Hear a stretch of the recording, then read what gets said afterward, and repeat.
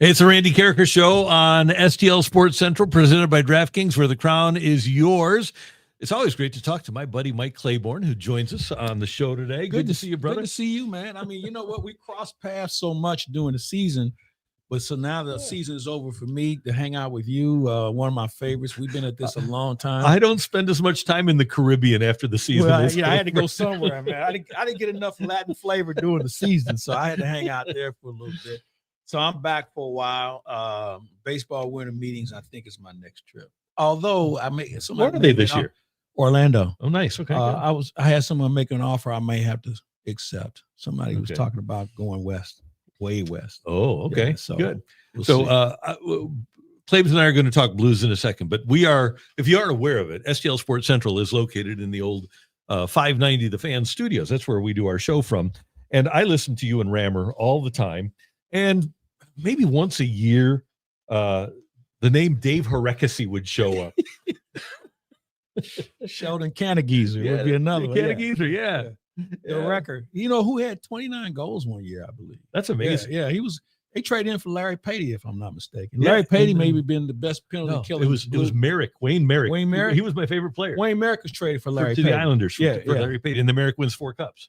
But wait, how'd they get Harekesi? They got him from California Golden Seals, though. That is correct. Yeah. For who? Yeah.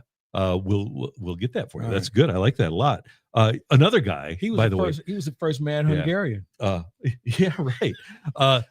Google or YouTube, not right now, but after the show, Steve Durbano, who was if you're talking about a goon, he was out of control. The Blues had him for a couple of years. Had him about 2 or 3 times. Yeah. He played on his dad's junior team. His dad traded him.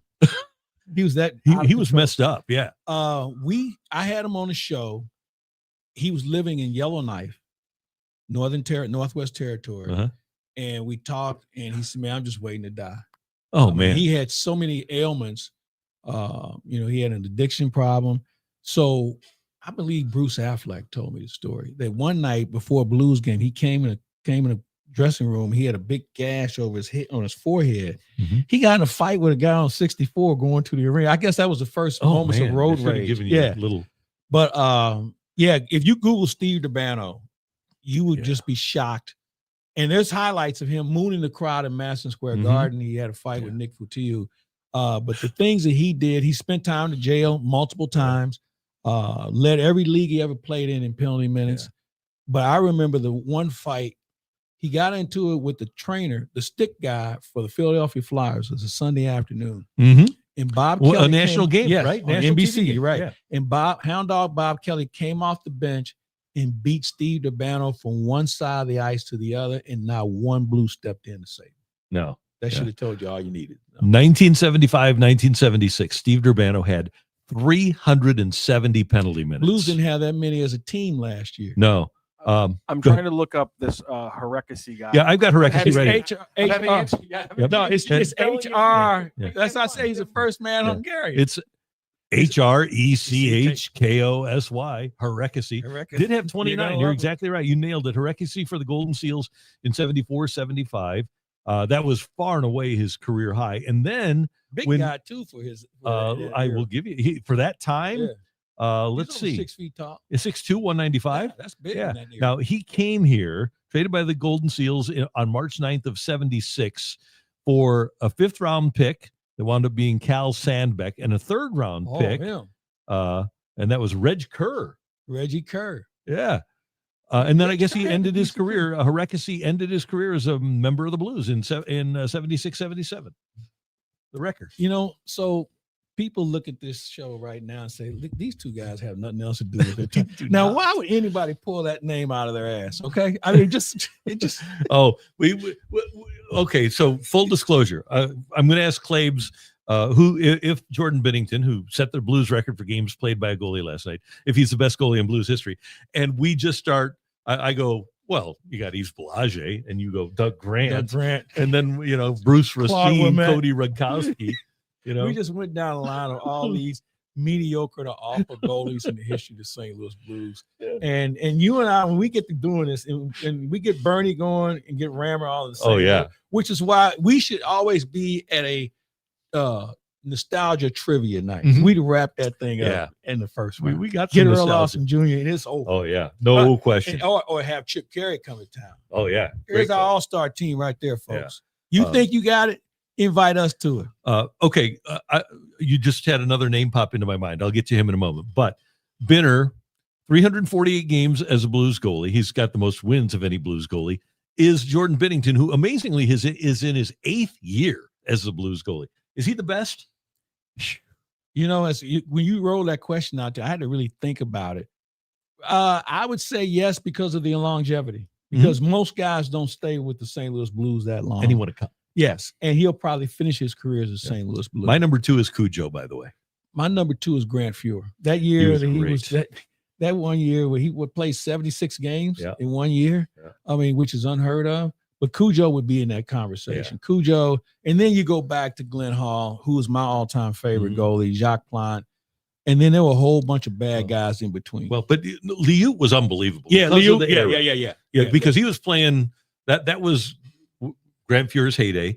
But Liut finished second in the MVP voting in his first year. He wasn't a rookie because he played in the WHA, but he finished second to Gretzky in the MVP voting in Gretzky's first MVP year in the NHL. And the other thing about Liut is you can look at the goals against, you can look at the save percentage, but man, that was a different time in hockey, and every game was 6-4, 7-5. Exactly. I mean, you were on your own as far as a goaltender was concerned, and Liut just stood on his head. It didn't make a difference whether it was at home or on the road.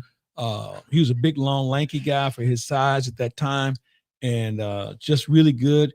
His career hit the brakes, man. Remember, he played in that World Cup, that Canada Cup, and they rung him up for, I believe, 8 goals in the championship game, and he was never the same guy. Traded to Hartford, and that's where he ended his career. But outstanding goalie, and really that 80-81 team, he was the difference. Yeah. And that was one of the best teams the Blues ever put on the ice. Right, and he was spectacular that year. That team had 10 20-goal scores. Matthew. This is a fantastic segment because it's reminding us how universal this stuff is. Because I don't know if you guys know this, but earlier on in this segment, you guys played out a very popular internet meme, or internet phenomenon, which is guys in their 20s and 30s will just randomly post just like the name of a player, like a random, like the whole thing is name a player who you loved that wasn't very famous. And then it's just the entire thread is, remember this kind of random guy who had a good 2 years, but had a 9-year career. And you never remember the other 7 years. And it's just thousands of replies of just people just going, remember this guy? And every dude's just like, and it's just the ability to sit there with a buddy and just name the most random people you remember watching from 10, 20 years ago. Like the fact that me and Randy can sit here and be like, remember Victor Adianju and crazy little things like that. Remember Adam Goldberg? He played every single spot on the offensive line and none of them very well. You guys, this shows just generations. It's universal across all generations. You can sit there and just name players without any other commentary for hours on hours and never get sick of it. It's the most universal thing among sports fans. And somewhere in the world, when you mention that guy's name, that somebody else say, "Yeah, I heard some guys talking about you on the podcast somewhere," and now all of a sudden he's back. You know, I'll never forget. This is when we were doing sports talk radio, the first year of sports talk radio, KASP. We had this segment called "Dead or Alive." And so we would name out a guy's name, and so we say it was Rick Wallace, Bob Ramsey, myself. We say dead or alive. So this one guy, his name was Eddie Gromacki, who was the ring announcer at Wrestling at the Chase before Mickey Garagiola. So Eddie Gromacki, dead or alive? And we said dead. 5 minutes later, the phone rang. It was Eddie Gromacki. He said, "No, I'm alive." And we got him on the show.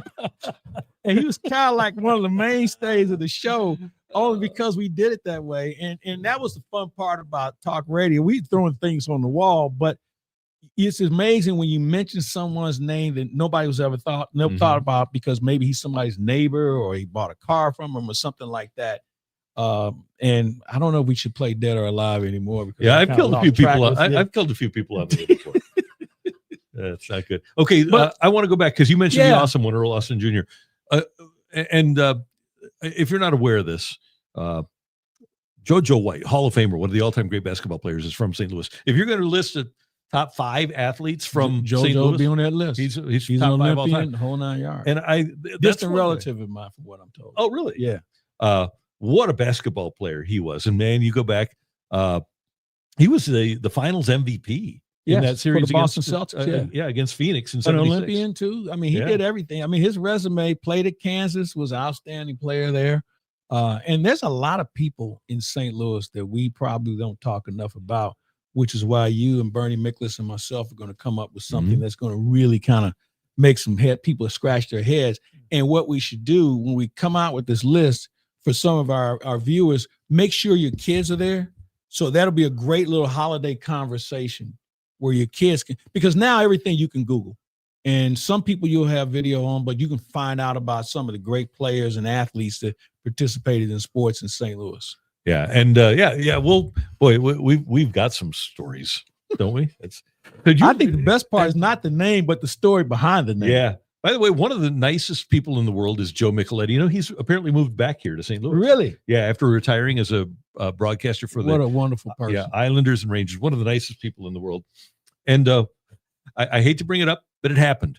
You mentioned that great Blues team in 80. I know what you're going to say. The power play where he slipped and fell against the Islanders. Yeah, they were playing for the president. What did they call it? President's Trophy. Yeah. He was on a power play. He slipped, caught an edge, and fell. And was it Lauren Henning and went in and scored on a breakaway? Yeah, and on a feed from Bob Bourne. Yeah, exactly. And the Islanders won that game, and the Blues kind of, I wouldn't say went downhill, but it was a gut punch losing that game. Yeah. And then they had that great series against Pittsburgh. Crombeen. Mike Crombeen scores in the overtime. Then here come the New York Rangers. And Barry Beck. And that penalty shot was the difference in that series. Yeah. Barry Beck was a really good player. He ended up bad shoulders, but he was as big and as tough as anybody out there. Do you remember the playoff game against the Rangers when the power went out and the game was delayed by about an hour? Exactly. Yeah. Yeah. The old barn, the arena. You know what? If there was ever a need for a new arena, that might have been the only reason, because the old barn had been around since the 20s. Yeah. And it was in need of a replacement. And, Blues weren't popular enough to get a replacement. And they were playing on a shoestring budget as it was. We had a barn. Remember they used to have the big things to catch the rain? Yeah. Well, for the Monday Night Miracle, that upper box, I was even with those. Yeah. And they had all kinds of rain stains on them. It was unbelievable. By the way, it just struck me we were talking about Mike Liut in the 80-81 team. Was it Steve Conroy that hit Liut in the helmet? I know Plett hit him in the mask in a game in Minnesota, but there was one in Chicago, and I think it was Steve Conroy hit him. Liut had to leave the game. Yes. And there was the Blues play-by-play man, Dan Kelly, John Kelly's dad, Hall of Famer, one of the all-time greats. He was joined by Gus Kyle, who was a character. That's the term barn burner for the Blues really came from Gus Kyle. So anyway, Mike Liut is over on the bench, and the backup goalie is in. It might have been Eddie Stanowski. I don't remember. And Colonel Eddie Stanowski. Yeah, there you go. Yeah. And Gus Kyle, the game is at Chicago Stadium, and Gus Kyle said, Dan, I don't think that Mike Liut's going to be able to get back into this game. That blood is running out of his nose and down into his eyes. There's so many Gus Kyle stories. So I got a couple of them for you. They're in Buffalo one night, and as Randy said, they had this thing, he called it a barn burner. Mm-hmm. Well, some fans sent him a cardboard piece of paper barn and said, here's your barn burner. And between periods, Gus took a match and lit it. And all of a sudden it caught fire, it caught the cuff of his pants, and he's trying to stop the fire out on TV. Classic.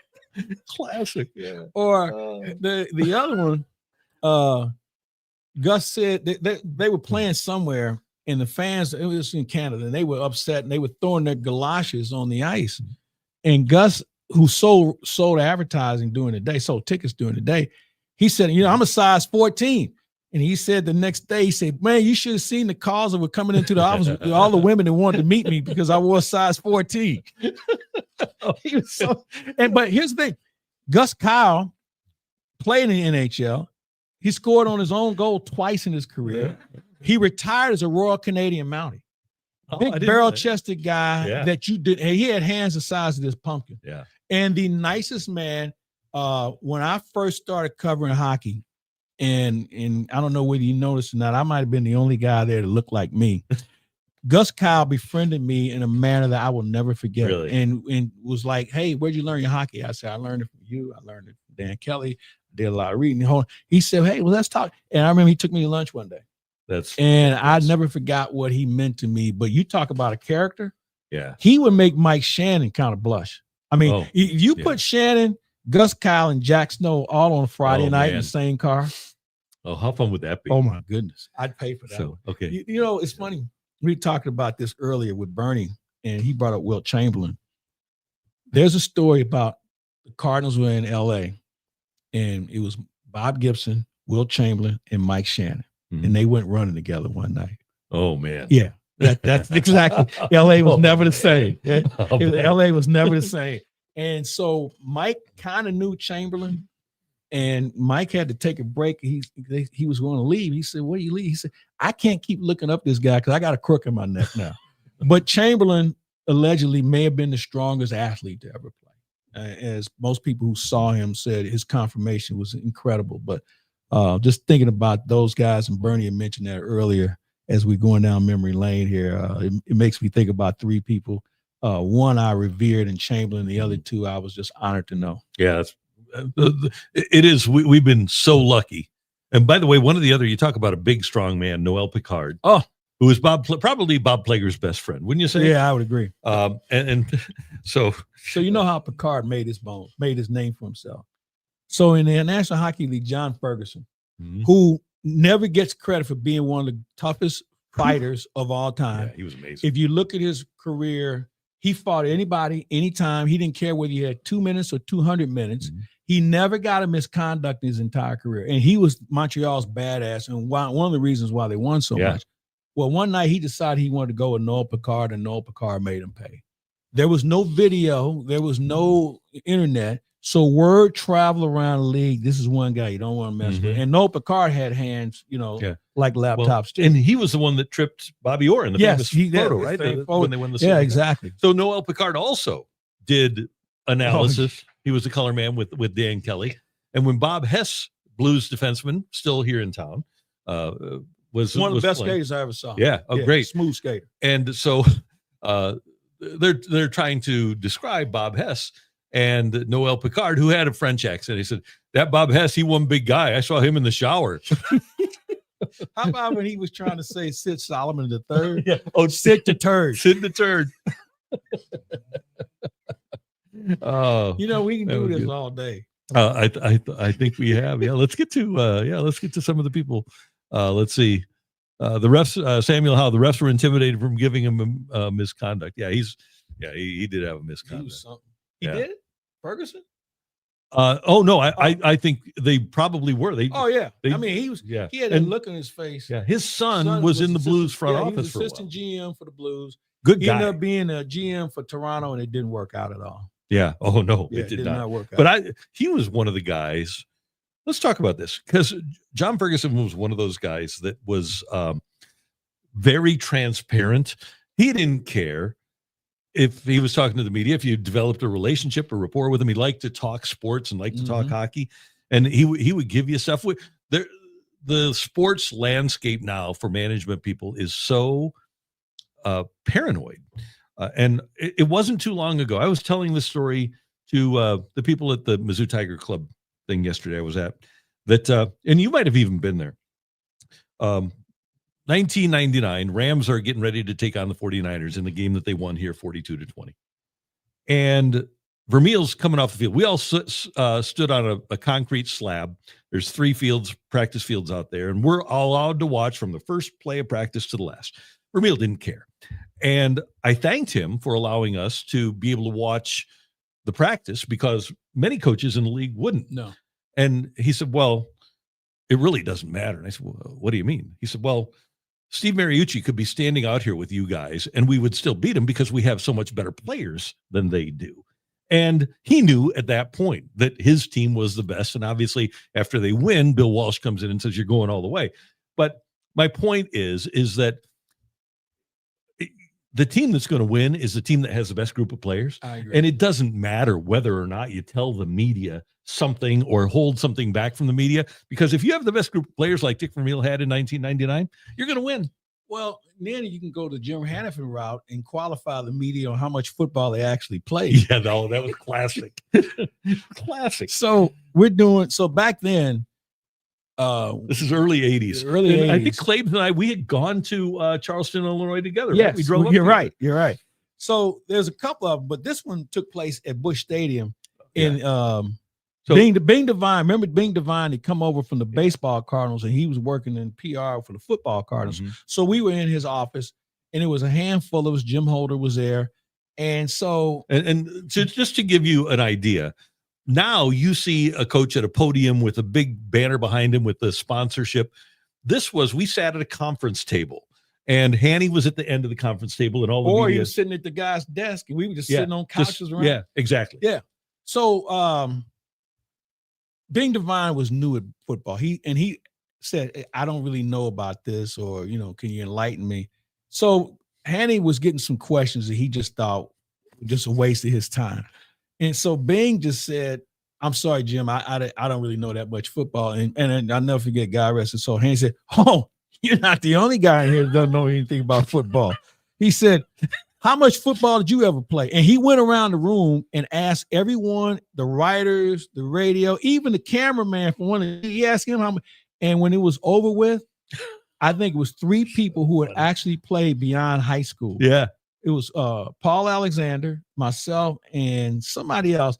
And we had one guy who was a beat writer, had played like 1 year of JFL. And the rest of the guys. Was that Sandy? No, I think it was Dennis Dillon. Okay. It may have been, but it was one of those guys. Yeah. And the rest of those guys had not played one down anywhere, not even at a holiday gathering. And Hanny just leaned back and said, you see what I'm talking about? You're not the only one that doesn't know jack about football. Man, I'm really glad every time I met Jim Hanifan, whenever I asked him offensive line questions, he didn't ask me, how much football did you play growing up?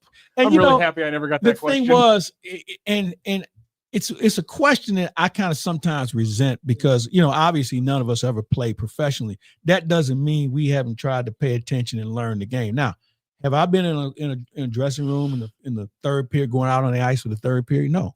Have I been in a huddle in the fourth quarter, going in a 2-minute drive? No, I haven't. But there's enough things that you see and you learn over the course of time that gives you a reasonable idea of how the game works. I would never compare myself to a person who's made a living playing a professional sport. Right. But I will say I paid a lot of attention to the game too. But in that situation, I just think the questions that were asked of Jim, I probably would have said the same thing. Yeah, I think so. Well, by the way, along the lines of Jim Hanifan, who I became very close with, yes. he was taught awesome me how to watch film. Me too, yeah. and just taught me about offensive line play. And so two Hanny stories. Number one, so in 1985 and 86, Dan Dierdorf was just getting started as a broadcaster, working at KMOX, working at CBS TV. And Dan started a couple of companies here in St. Louis. He had his restaurants, Dierdorf and Hart's. Man, I missed that place. It was great. It was born of the Burns Steakhouse in Tampa. The thought process. So it was great. I'm thinking of a steak. We might be able to find that commercial if you want to show that, Matthew. Just look for Dan Dierdorf. I'm thinking of a steak.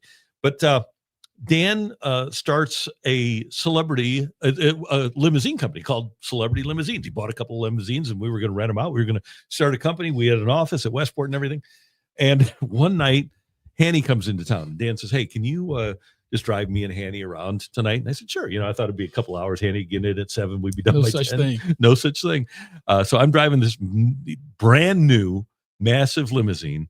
And kind of like Harry Carey in Chicago, Hanny had, what do you think, a dozen bars in St. Charles County?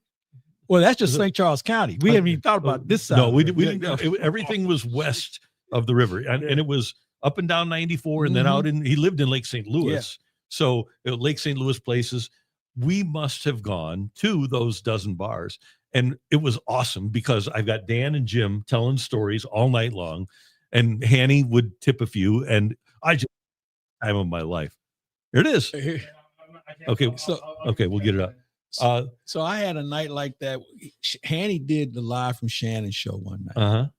So now we're at the show. We do the show, and now the fun begins because they both start drinking even heavier. Oh man! So and Shannon, two Irishmen. Yeah. So Shannon says, "Hey, I got another place we can go." He said, "Come on, let's go."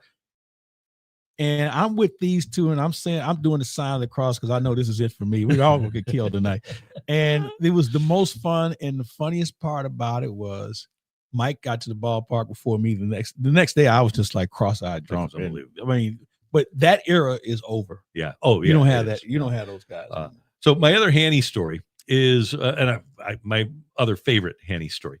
So I started at KMOX as an intern in the summer of 1983.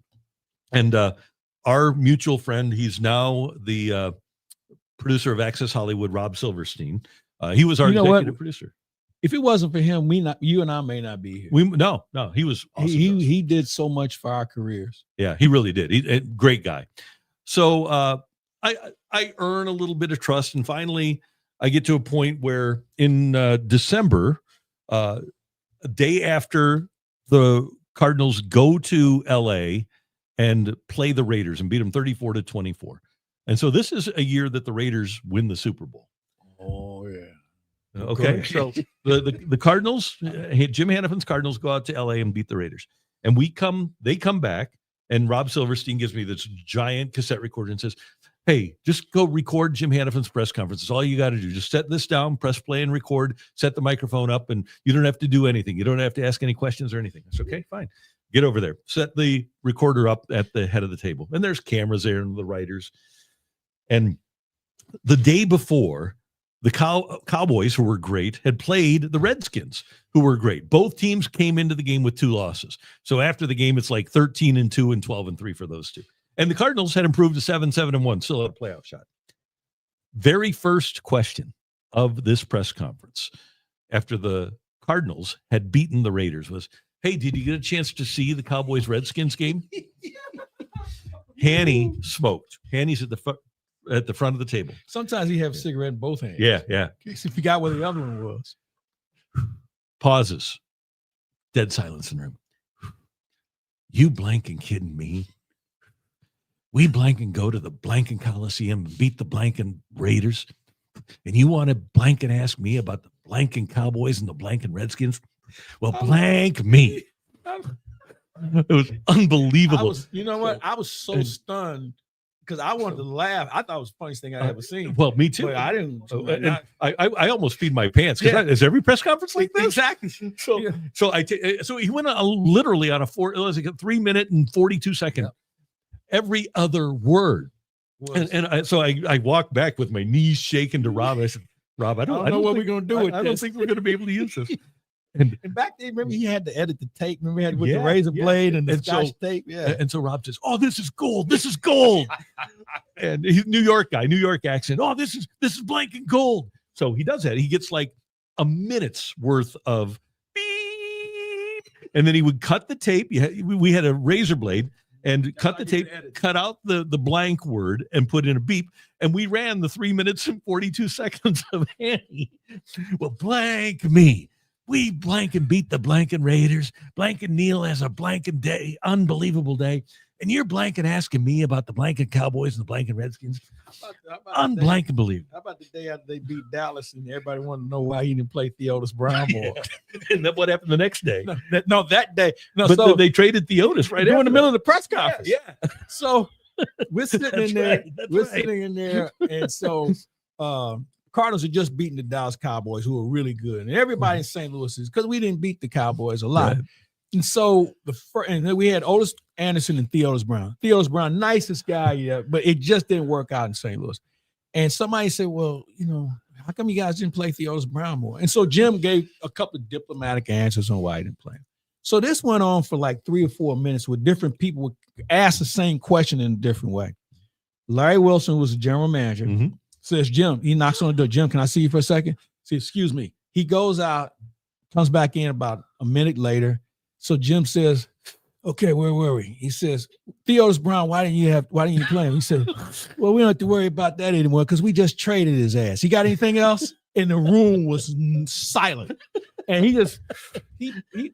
dragged one off that cigarette and just sat back like a proud parent. He just had a newborn. And I don't know if he said, you don't have to worry about ass nothing anymore. We just traded his ass. Awesome. They traded Kansas City, right? Yeah. And then for those that think that the Chiefs are trying to take over the St. Louis market, and they kind of have, even though they haven't had to try. When the football Cardinals left 1987, and it's approved in April of 1987, In May of 1987, the Chiefs send Theotis to St. Louis and put him on the ground here, boots on the ground, to try to sell Chiefs season tickets. Exactly.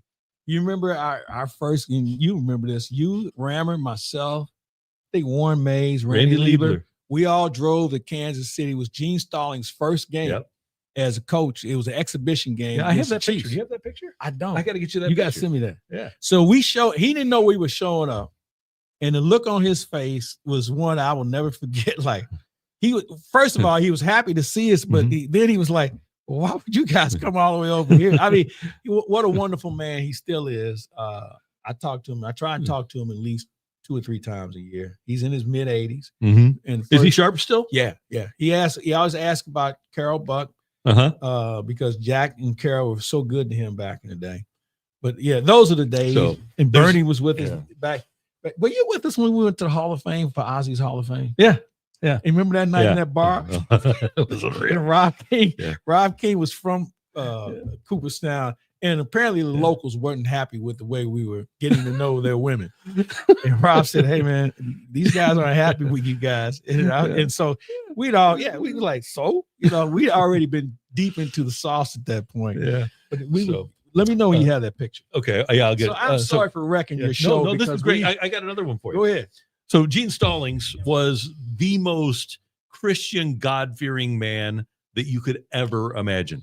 And you can ask Howard Richards when he played for him in Dallas. Yeah, They can get you a different version. So normally when he's before somebody that, he's very professional and he doesn't curse much. 1987, I'm producing the football Cardinal games. 80, 85, 86, 87. Last 3 years they were here. I produced them on the radio. And so I would have to go down and interview the coach. So for Coach Stallings, it was 86 and 87.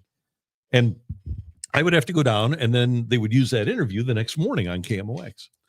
And so there's a strike, and Eddie DeBartolo, the owner of the 49ers, pays all of his players to cross the picket line. So the Cardinals go into San Francisco, and they don't have any players. Bill Bidwell is not going to pay his players to come back. He barely played the ones he was supposed to pay. Exactly. The 49ers have Montana and Rice and Craig and Bubba Paris, the whole group that won Super Bowls. And Montana and Rice and Craig. And the Cardinals have like a Troy Johnson as a wide receiver. Oh, this is a good one. The linebacker that was on strike, Nico Noga. Nico Noga, yeah. Number 57. Yeah. They signed his brother to play middle linebacker. I think it was like David Noga. They also gave him number 57, a 57 Noga jersey. I was identical.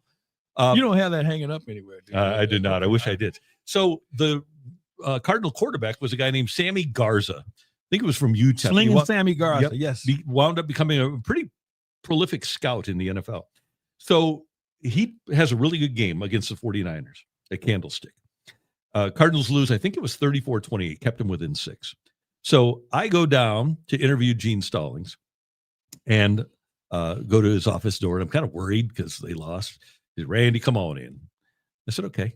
Are you ready to do this? He said, Randy, close the door. I said, okay, close the door. And I said, man, I'm just so happy. I'm impressed that you guys were able to keep that team within 6. That's pretty amazing. He said, Randy, who would you rather have as your quarterback? Joe Blank in Montana or Sammy Blank in Garza? I said, I guess Joe Montana. Just by this much.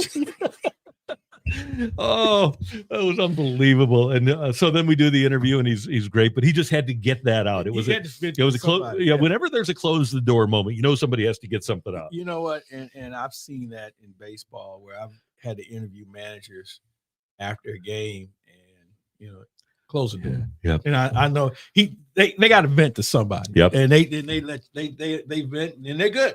Yep. What you need. I mean, it's hilarious for how that works. And you pick the sport, it happens. But we were blessed to be in an era of really professional and accommodating coaches. Yeah. Who weren't shielded by the PR department and the marketing department. They were very outgoing, very becoming individuals. And that's the one thing I miss. And it's the one thing I appreciate about Oliver Marmol, who is maybe as transparent as anyone you're ever going to meet when it comes to being a manager. He's great. Yeah. I mean, and he's great, but he's also good. Yeah. And I'm watching the baseball playoffs, and I'm saying to myself, man, I can't wait to see Ollie Marmol manage in postseason because managers count in postseason. That's where they make their money. I mean, Dave Roberts managed circles around John Schneider in the World Series. Yeah. And I'm saying to myself, man, can you imagine, and knowing him, and you know him as well, can you imagine if he had some bullets in his gun, what he could do in postseason against some of these teams? Because he doesn't miss very much, and he doesn't have a lot of talent. But, when I tell people, for that team who only used 41 players a whole season to go down to the last series of the season before they get eliminated from an opportunity to be in postseason, says all you need to know. Yeah, they were he did a fantastic job. And by the way, he does provide us more knowledge than most managers of recent vintage have. Tony was great. Yeah. Tony would give you what you needed because when, like Mike Matheny always talked about protecting his players, but then he wouldn't tell us about injuries. And I love Mike. I still have a great relationship with him. But what you have to do is, especially if you're doing a game on radio or TV, we need to know why a guy isn't performing to the level that we would expect. Or why aren't you using this guy? Yeah. And that's one great thing. Whitey was very accommodating. Yeah, he was very accommodating. And Tony was really good at it because Tony knew what we needed. Yep. And and I think Ollie's on that same page. Yeah. So when my son Patrick was born, he was born on July 19th, 1994. July 18th of 1994, the Cardinals had an 11. Wait a minute, let's get it right. It's your kid, right? Yeah, my kid. Yeah, okay. My son. Yeah. Oh, okay. So it was July 19th he was born. He was born on July 19th. Okay, the day before. The day before. The Cardinals had played in Houston. You might remember it. Alan Watson had an 11-0 lead and blew it. And the Cardinals wound up losing the game 15-12. And then the next night, the night that my son was born, Vicente Palacios throws a 2-hitter. Cardinals beat the Astros by a score of 10-0. And then the Cardinals have one more game in Houston and come home on Thursday to open a series against Atlanta. And we finish our media scrum. And Joe says, Randy, close the door. I said, okay. I thought he was going to congratulate me about having a kid. He always had cigars and stuff. He said, sit down. I said, okay. And he said, I knew Blankenwaddy was going to blow that game. 3 days later. And I've asked him about it. He remembers it so vividly to this day. Yeah. It? And he remembers telling me, I knew he was going to blow that game, and he did. And then he told me subsequently, actually this year on opening day, we were talking about it again, and he said, so I had Waddy in New York, and I bring him in from the bullpen. First time I bring him in from the bullpen for the Yankees, and I said, Waddy, if you blow this, don't even bother coming back tomorrow.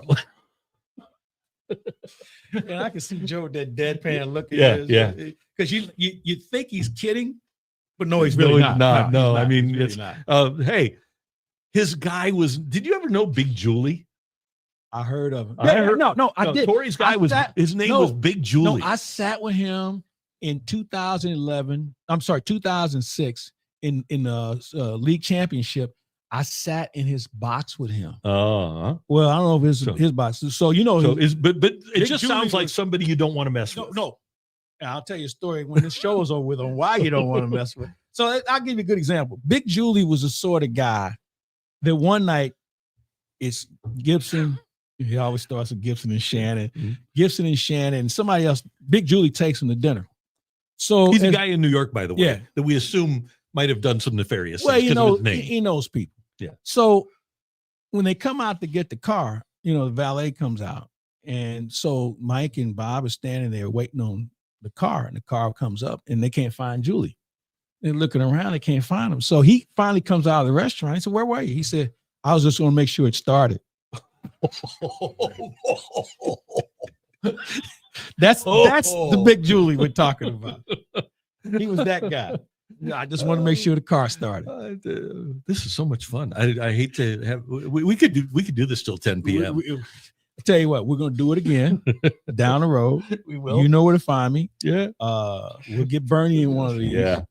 And then folks, I'm just gonna tell you now, with the three of us, maybe without the express written consent, we can get a Rammer. Oh, that'd be great. We had to come up with a reason. Well, I'll tell you what we'll do. We'll get Rammer. Hey, Rammer, you come in and talk a little sloop basketball. But anyway, let's talk about it. Were you at the Cardinals Chiefs preseason game in Memphis in 1987? We knew the Cardinals were going to leave, so they played the Chiefs in Memphis. I don't think I was at that. We'll have Bernie next. You know what I'll do? I'll have Bernie tell that story tomorrow about just Matthew. If you can remind me, we need to tell the story. 87 was a busy year for me because I got married that year. I remember. You know what you mentioned, July 18th. Everybody remembers the firstborn. Yeah. I remember my firstborn. I was doing SLU basketball, and we were in the NIT finals. And my kid was supposed to be born on that Thursday. Mm-hmm. And so now I got. This is the Rich Grauer team, right? Yeah. And I'm trying to figure out, go home, stay for the game. And my wife, God bless her, she said, I don't think it's going to happen. So you should stay. Because how many times are you going to go to NIT? Yeah, you're right. So it's April 1st. Illinois and Michigan playing in the Final Four, in the semifinals. I don't make a lot of wagers, but I'm feeling good about Illinois. I'm saying Illinois the boy, Illinois the boy. So right before halftime, my wife comes in. She says, yeah, I think it's time. I said, well, hold on. Halftime's be here in just a minute. We can go then. She says, no, we need to go now. So we get to the hospital. We got a TV in the room, and I'm sitting there, Illinois the boy, Illinois the boy. Sean Higgins hits a baseline jumper at the buzzer to beat Illinois. I look at her, I said, we're about to have a girl. And that's and 9:49 that Saturday night, Taylor Elise Claiborne was born. That's amazing. That's how I remember my first on April 1st, huh? April 1st. How about that? It's hard for me to forget that day. Yeah, 9:49. Awesome. I call her every year at 9:49 that night. Yeah. And I say, if Sean Higgins had missed that shot out, his name would have been something else. Well, we may have still kept Taylor. I don't know. That's one of those universal names now. Yeah. I want to get one present day topic out of you really quick. And then we've got a couple chats here just asking your, if you had to pick one signing the Cardinals make here in the offseason, kind of what would your expectation be? It's a good question because they've expressed the fact they'd like to have more pitching, and I agree with them there. I don't see them going out locking up somebody that's going to be like that cornerstone until you have all the other pieces together. I think you want to build from within. I will say this. I think the team's going to have a different look than it did this year. Mm-hmm. But to go out and say we're going to make one of these big signings, I'm not sure if that's in the, pardon the pun, cards for this year. That doesn't mean they may not sign someone to come in and help shore up a position. But I just don't think when you're talking about some of these high-end guys, and here's the other thing. I'm anxious to see how this free agency market is going to look because of the perhaps possibility of a lockout. How's that going to shake out things where guys are going to be on the shelf? So, and we've gone through this before, but do I think the Cardinals are going to add? Yes. And how they add, they have three options. They can add internally, and we think who in the minors is going to be ready to come up and have a legitimate job. You can make a trade because I think you have too many of a lot of things that you can move. And then there's also the free agent opportunity. So I think you'll improve yourself in all three zones this year.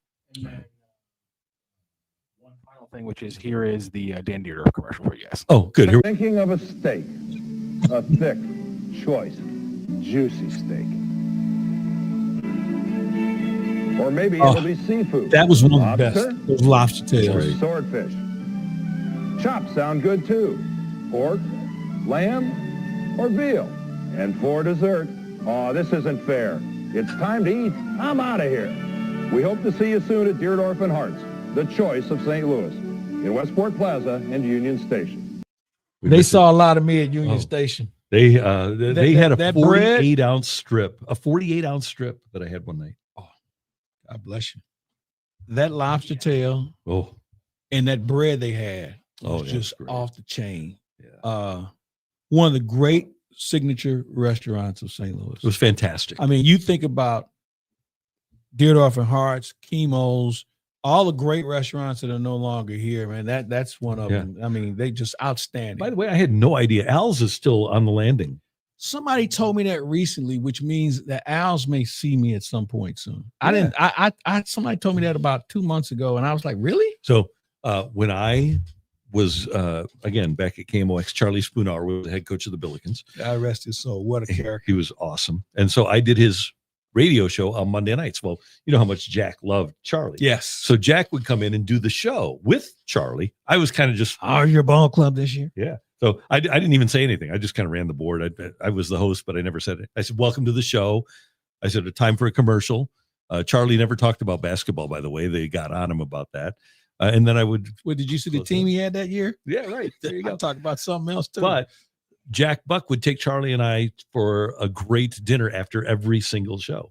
And Al's was one of those. It was like it was too close not to pass up. Yeah. And so we did Tony's, and they had to get me a jacket because I didn't have a jacket. It's like Stadium Club. Remember those Stadium Club? Right, at Busch Stadium, they had a stadium. It was called a Stadium Club, and it was where the hoi polloi used to hang out. And it really the first luxury area. We have these luxury boxes now. So you couldn't get in unless you had on a jacket. And if you didn't have one, they had a whole closet full of them. And they all had the SC on them. Everybody thought them in Southern Cal. At least some of them did. Right. They had the same colors. And Marty Marion, you remember he used to run that thing. He didn't care who you were, but you had to have a jacket on there. So, the stories that we tell, man, we had such a great opportunity just to listen to stories, whether it was Shannon or Torrey or Buck or Spoon or Hanny or Dierdorf or Chaser. He's got a lot of Chaser stories. We've just been so lucky to be able to listen to these and be able to relate them like this. And that's the key, Randy, listening. Yep. I remember in spring training, Bob Gibson took me. He said, "Come on, let's hang out." So we're sitting in the clubhouse in Jupiter, and at the table, it's Stan, it's Lou, it's Gibson, it's Red. Who else? Somebody else. And Tony was going out on the field. He said, "Hey, you guys coming out?" Now we're okay. So Stan picks up a bat and he puts these gut batting gloves on. He starts taking a couple of swings. And Red says, "Hey, Stosh, what do you think you can hit with these gloves and these bats they have right now?" He said, "I don't know, maybe 298, maybe 310, who knows?" He said, "Really?" He said, "Well, hell, I'm 72 years old." That's how they would think. But I was sitting in the corner and just listen to these guys tell stories. I wouldn't say a word. Yeah. And so every year after that, I would ask Bob, "Hey, when are we going?" He said, "I'll let you know."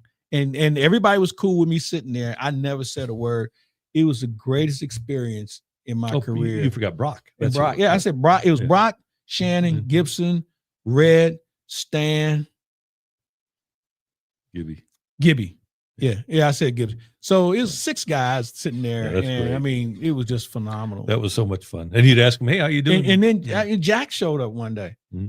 And Jack was kind of half holding court. So now I'm like, okay, now it's really a lot of fun. Good as it gets. Yeah. All right, we're going to do this again. Yeah, this is as good as it gets. But a lot of fun. Thank you, brother. My pleasure. Always. My guy, Mike Claiborne, love you. And you know what else you're going to love, kids, is when we start DraftKings Live here in Missouri. It's going live on December 1st. And all you need to do is take advantage of this America's top rated sportsbook app. And if you're a new Missouri customer, just download the DraftKings Sportsbook app. And when we do go live, place a $5 bet and unlock $300 in bonus bets. Starting November 17th, you can create your own DraftKings Sportsbook account in Missouri and get ready for launch day on December 1st. You'll have live in-game betting. You'll have lightning fast payouts. You'll have endless ways to get in on the action with DraftKings. And when we officially go live, bet with the Sportsbook app trusted by millions. It's safe, secure, and has fast money withdrawals. Download the DraftKings Sportsbook app and grab $300 in bonus bets with just a $5 bet when we go live December 1st in partnership with DraftKings Sportsbook.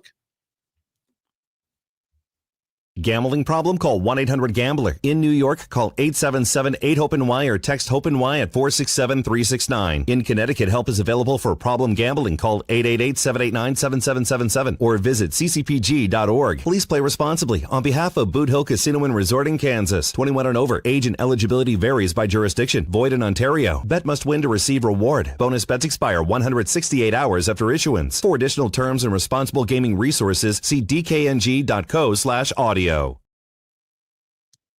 Well, that was fun, and more fun now with Matthew Rocchio, my normal co-host here on the Randy Karraker Show. You had the opportunity to show up in the bubble, which was fun. Yes, always love the bubble. Yeah, we do.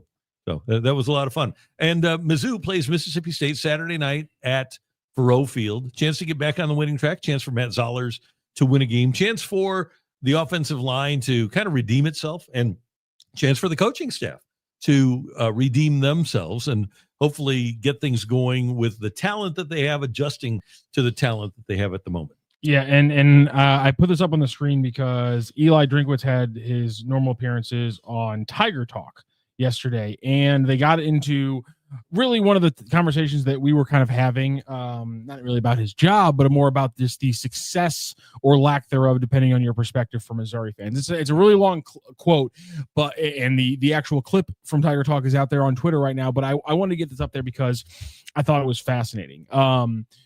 We got to get out of this. Oh man, it's playoffs or bust. Yes, again, we're shooting for the moon, but only 12 teams make the playoffs, and we put ourselves in position in November to be there. Okay, didn't get it done. I get that. But if the season counts for 12 football teams and we got 127 Division I playing football teams, the math is not going to match very well. That math is not going to math very well. Essentially, Eli Drinkwitz, just like you talked about at SEC media games before the season, kind of reiterating how against he is this whole playoff or bust mentality. There was also some quotes that were being reported from the Tiger Talk. I want to get this one bigger on the screen so everyone can read it, that I thought was fascinating, talking about the jump this program take. We've got to continue to, hey, how do we make that next jump? As part of that next jump, we made a jump a couple of years ago when we built this new indoor facility to match. We're the furthest north playing school in the SEC. We don't have indoor, so we got that. And now the university has said, hey, you know what? We need to match what everyone else is doing facility-wise. So we're going to build you a $250 million north end zone. We're going to do the things that we need to do. Now we've got to continue to, how do we maximize rev share? How do we maximize third party? How do we get a roster that is equivalent to the rest of the rosters in the SEC? And we're pushing like crazy to do it. I thought it was a fantastic night last night for Drinkwitz on Tiger Talk. He was incredible. Yeah, and he's rational about it, and he knows exactly what they need to do. It's not like he's not trying. He's watched. He has still a great relationship with Nick Saban. He's building a program, but he's building. Here's the thing with Mizzou that he's building is a program that, if I'm not mistaken, I'll double check it here. I believe they finished in the top 15 4 times in their history.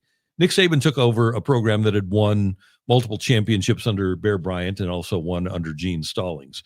LSU had a great history even before Nick Saban got there, and then Miles and then Orgeron.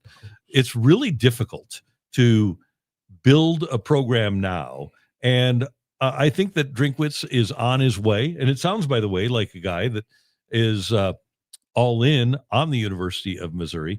But do you have this? I have right now. I'm looking at 2, 4, 6, 8, 10. I'm looking at 11 seasons where they finished AP in the AP post final poll 15th or higher. Okay. I'm looking at 11 seasons 11 of top 15. Yes, 11 out of 124. Okay. And by the way, if you just eliminate if you go post 1980, we're looking at where they top 15 in the final AP poll in the post game. Post 1980, 2014, 2023, 2013, 2007. Okay.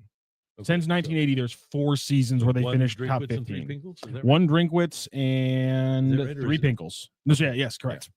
Yeah. So what they're trying to accomplish here, and by the way, it is a completely different landscape with NIL and with the transfer portal and everything, but what they're trying to accomplish is not as easy as Curt Cignetti is making it look. I think that's the biggest takeaway I have from this, is that normally when you build a program, not just a team, but a program, it does take some time to build a foundation. You go back to Gary Pinkel, 01, 02, 03, 04, 05, 06. I remember Bernie and I doing a show, and people wanted Gary Pinkel fired in 06 because he hadn't lifted the program to the levels that they wanted. And this program, after Pinkel left and before Drinkwitz took over, that Gary or the Barry Odom years, that brought the program back down to earth a little bit, and it does have to be rebuilt. And by the way, needed to be rebuilt in a different way than it was before. And I think you bring up Barry Odom is interesting because people around the program tried to convince Mizzou fans after a decade of Gary Pinkel that bowl games, just getting to a bowl game, mattered again. And there were a lot of Mizzou fans who said, now hold on a second. I thought we got to move past this. Oh, just win 6 games, which is really winning 2 games because you get 4 cupcakes. And it was almost like the program was asking you to be okay with just going to bowl games again. And for Eli to get it back to this point again, where you're mad because how dare he not have a shot at the playoff, that is a jump. The one part of this quote that I think the negative people are going to see, and they are going to react poorly to it. And I see why is when he says that he had a coach text him and say, Coach, there's a lot of programs in the country that would trade for the number of wins your team has. And that's the perspective that most people don't have, right?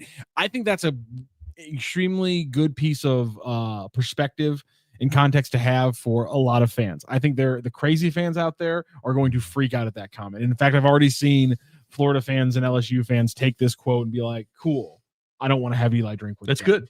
And I'm like, that's fine because you guys have unrealistic expectations of how the world works. And that's why, Florida has been Florida for the last 10 years. Yeah.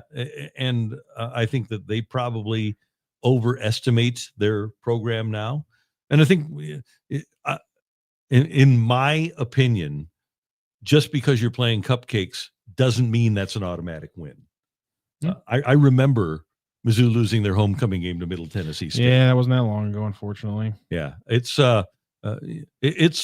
again, winning a game is not easy. If you go look at those the Barry Odom years, I think you'll probably find some cupcake games, perceived cupcake games that they didn't win. And we want to talk about ceiling and floor again. People are complaining that the ceiling isn't high enough while not acknowledging that the floor has been raised a lot. To my point again, they tried to tell us that lowering of the floor under Barry was okay. And now Eli's pretty much saying we've got to a new level and now we have to get to that. We have to make that next 6-inch jump, and every 6-inch jump is harder than the 6-inch jump before. And I'd argue, based on what we're seeing, that it's magnitudinal, that the jumping from being a 6-win team to a 9-win team is half as big of a jump as jumping from a 9-win team to an 11-win team. It is a much bigger jump to take this next hurdle than it was to take it from Barry Odom to where we've been the last 3 years. That's a fact, I think. I don't think that's an opinion. It is a magnitudinal jump. You have to do twice as much work to get from 9 to 11 that it took you to get from 6 to 9. They did the work, undoubtedly, to get from 6 to 9. And this season, in fact, I think we can confidently say they win 9 games this season without much of a blip if they have a healthy quarterback. They might end up slipping up against Mississippi State or Arkansas State and only winning 7 games this year because of the injuries and things like that, or 8 games this year, I should say. But they are a 9+ win football team now because of the work that they've done. Yes, they have more work to put in to get to 10 and 11 consistently, but that's a reasonable thing to expect a franchise, an organization, even in the NIL days. I'm okay with saying, hey, gave you 3 years to get to legitimacy. We'll give you another year or two now to get over the hump one of those years. Because again, it's not going to, and the thing is that I feel like there's going to be a group of Missouri fans who, if he does get them over the hump 1 year, are then going to be ready to cut his head off if he doesn't stay over the hump every single year. And that's not a realistic thing. With the transfer portal and things like that, injuries, you're going to have a situation where this really promising sophomore who's second string is going to leave and transfer. And now all of a sudden your whole plan is kind of falling apart in front of you. So you're going to have holes on this team no matter how good you are year to year. And that's my thing with Mizzou fans, is once he gets over the hump, yes, keep him pressured that he's got to stay there, but don't have this expectation that every single year college football playoff or bust. I get his perspective from that. Yeah. And there are multiple schools. We mentioned Texas the other day. They thought that they were going to be better when they fired Mac Brown, and they wound up going backwards. When you look at Oklahoma State, it'll be interesting to see what happens with Mike Gundy. Oklahoma, and they didn't want to lose Lincoln Riley, but because they were only getting to the Final Four and they weren't winning the Final Four every year, people in Oklahoma were not thoroughly upset when Lincoln Riley left. And then look what they've become. Tennessee has been through a bunch of guys, and they have not had a great, consistent program. LSU thought, let's get rid of Ed Orgeron. We'll win championships with Brian Kelly. The chances are actually better of you going backwards. If you get rid of a reasonably successful head coach and replace him with somebody else, chances are better of you going backwards and moving forward. Wisconsin wasn't happy with Paul Chryst. They fired Paul Chryst. Chryst, C-H-R-Y-S-T. They weren't happy with what he was turning in. Boosters get him whacked. And where are they now with Luke Fickell? sometimes the grass isn't always greener, and you've got to be careful of what you wish for. I believe you could argue the same with Bielema down in Arkansas. Yep. Yeah. In that they cut him up short really quick, and it was just like, were you giving him the resources he needed? Because clearly, he's had some struggles with Illinois, but he's had some solid seasons with them, and he clearly can coach them up. And to be sure, the situations like have happened at Indiana do occasionally happen. But I will reiterate that I am of the belief that is the exception rather than the rule. And I think if we did the deep dive into coaching firings and hirings, we would find a whole lot more Will Muschamps than we would Kurt Signetti's. I also wonder how much if just like Indiana's kind of broken people's brains, where it's just like, that's a school that people can't accept making the jump quickly and then not being able to. But like, I wonder if there's some other teams that if they would have, hired Signetti and made this jump, if maybe the Mizzou fandom wouldn't be, reaching every day to use that as the example of why can't we be that? Like if there had been a school that just didn't have the completely just nothing history of a football program, that's the thing. Indiana did. If you look at the last 25 years, this go back to keep going to Michigan State. Would people be freaking out? If who did? If Kurt Signetti had gone to like Michigan State? Probably not. Or, I think people wouldn't be reacting. Mediocre, but Indiana's been bad. That's what I'm saying. So I think the fact that he took such a jump, like if he does it to a different mediocre Power 5 program, essentially like Indiana was so much lower than Mizzou. Obviously, Mizzou's played in SEC championship games and things like that. I wonder if there's been a little bit of a breaking of the brain with what Signetti did with the specific program he did it with. And I like this from Ghostface Gaming. We need a better big name coach at Mizzou to take the next step. We do. My issue, and I said this in the chat. Could have Bill Belichick last year. Give me some names of big name coaches, because here's my issue. If Eli Drinkwitz would leave, you're probably getting Eric Morris from North Texas. Maybe James Franklin. Maybe. I still don't. I still don't know if that happens. But anyhow, I'm like but to go see his gaming point, I think one of the most likely guys is a guy who is not a big name coach. You think the most likely guy is another big game coach who also couldn't win the big game. And so like my thing to Ghostface Gaming is, listen, your opinion is completely legitimate. I just need you to back it up with a couple names of big name coaches who have won big games and would solidify or would pass the bar of quote unquote big name coach. Ed Orgeron. God bless him. No, we know he's not a very good X's and O's coach though. Like the funny thing about the games, it doesn't matter. As long as you win. Are you going to have the greatest quarterback in throwing, like pure passing quarterback in college football history? Maybe. Are you also going to have an absolute and just like a definitional stable of NFL wide receivers coming in and out every year? Urban Meyer. No, we talked about that yesterday. He's kind of a scumbag. Jimbo Fisher. National championship. Yeah, but big games. Yeah, but like, why would does he want a job? What has he been doing? Yeah, he wants a job. Somebody was interested in him. Auburn might hire him. He's one hell of a head. Mark Richt died, didn't he? I like me some Jimbo Fisher. I liked him when he was at Florida State. Okay, so that's big name. That's won big games. So we got him. Mark Richt did not pass away. Mark Richt is 65 years old. Does he have a disease or something? He might have. Didn't want to kill somebody. We literally just had talked about this. I think you're correct. Let me see here. He was at Miami in 2018. Yeah, that was a long time ago. Wow. Yeah, I think he had a he announced he's retiring from coaches in December 2018. Okay. He was a analyst for the ACC network for a while. Okay, good. Chip Kelly, been in a championship game. Absolutely not.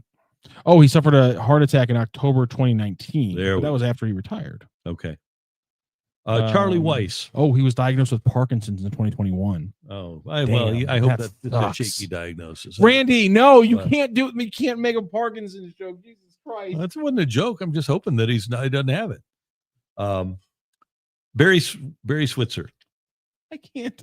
He's like Brian Kelly. You can't do UFL coaches. Brian Kelly. No.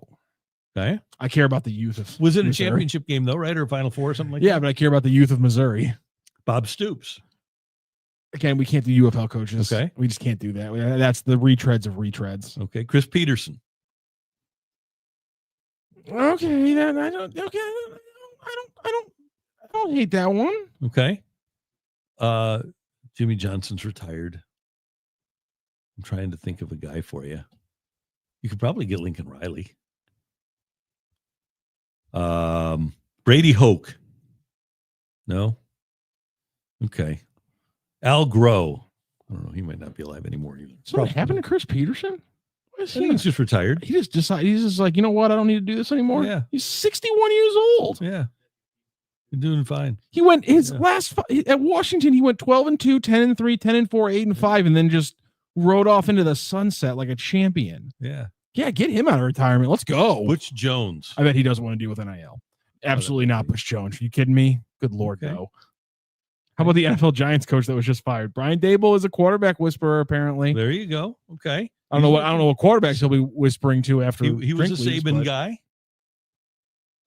Oh, jeez. Jeremy Pruitt might have a show cause. Yeah, I think Jeremy Pruitt does have a show cause. Yeah, so he might be hard to get. No Mel Tucker, he just got snapped today. Speaking of Michigan State. Oh, yeah? Yeah, Michigan State just got popped for 14 games. Oh, that's not good. And I'm just trying to. Multi-year show cause. Hugh Freeze. I would personally love that because I've been on his ass since the Laramie Tunsil thing, and I'd like to continue that. Okay, fun. So I've got names, big names that have won big games. So Frank Solich still among the living? He might be. See that? Thank you, Enrico Palazzo. Frank Solich is 81 years old. Okay, that's okay. Doesn't matter. The idea of somebody who coached Nebraska in the late 90s, coaching Mizzou in 2025 with NIL and stuff like that. Although probably late 90s Nebraska, it's not going to be that big of a difference for him, is it? Oh, no. What, we're paying players? Oh, okay. Late 90s Nebraska also had guys that kind of, when they got to the NFL, where they lost a few weight. Yeah, lost a lot of weight. A little bit.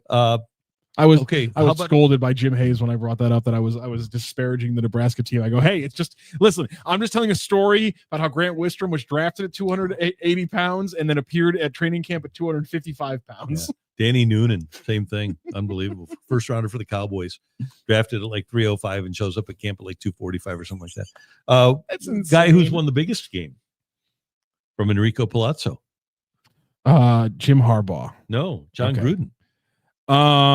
Okay, so here's the thing about John Gruden is I admit that I'm a hypocrite when it comes to John Gruden. Okay. I love the 2002 Buccaneers, so therefore I love John Gruden. But John Gruden might kind of be a scumbag. Oh, no. I'm not 100% sure about this one. I've kind of forgotten where we're at. He's a good guy. But I feel like based on the emails he was sending, might not be the best guy. Yeah, I just made a Parkinson's joke. I can't.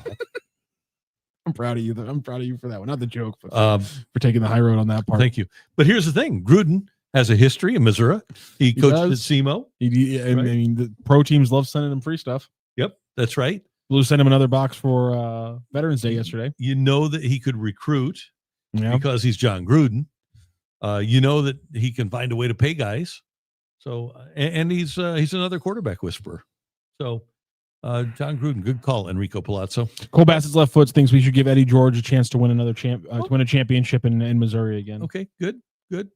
Yeah, why give him the chance and not Mike Jones? That's a really good point. Is Mike Jones? I thought Mike Jones stopped coaching. Yeah, he'd take the Mizzou head coaching job in a blink. I think you're probably right about that. That's a good point. So he's a good guy. Who? Mike Jones. Okay.